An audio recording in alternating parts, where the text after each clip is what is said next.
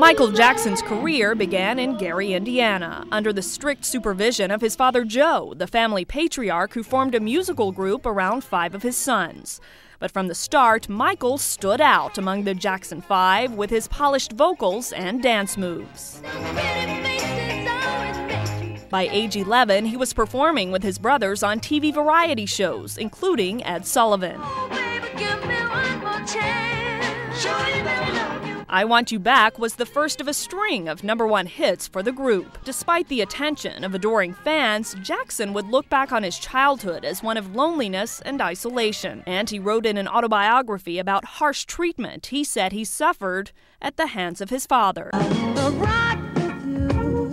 Jackson didn't become a megastar until he set out on his own. His solo album, Off the Wall, went platinum in 1979, but that was just a taste of things to come.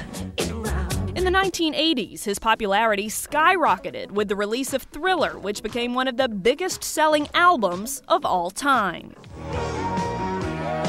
It produced a succession of hit singles, including Beat It, Billie Jean, and the title track. The colossal success of that album and the follow-up, Bad, transformed Jackson into one of the most famous people on the planet. He waved at me and he said, "Hello, I can't believe it!" He waved at me! His close friend Elizabeth Taylor dubbed him the King of Pop, a title few would dispute.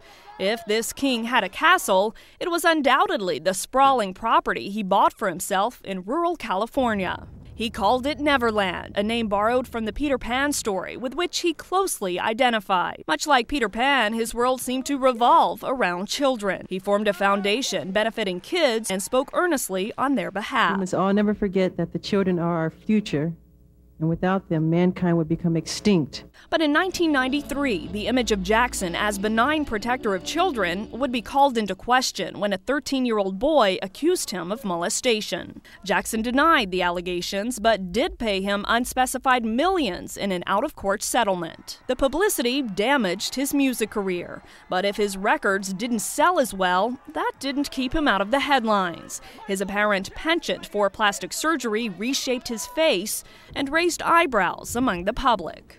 A brief marriage to Elvis Presley's daughter, Lisa Marie, was followed by a 3-year marriage to Debbie Rowe, who bore him 2 children. Then in 2002, Jackson caused an uproar by dangling his 3rd child from a hotel balcony in Berlin.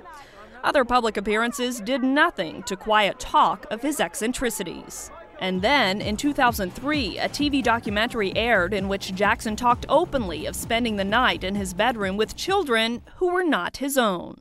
The most loving thing to do is to share your bed with someone. A boy shown in the documentary holding hands with Jackson would accuse him of molestation, allegations the singer denied.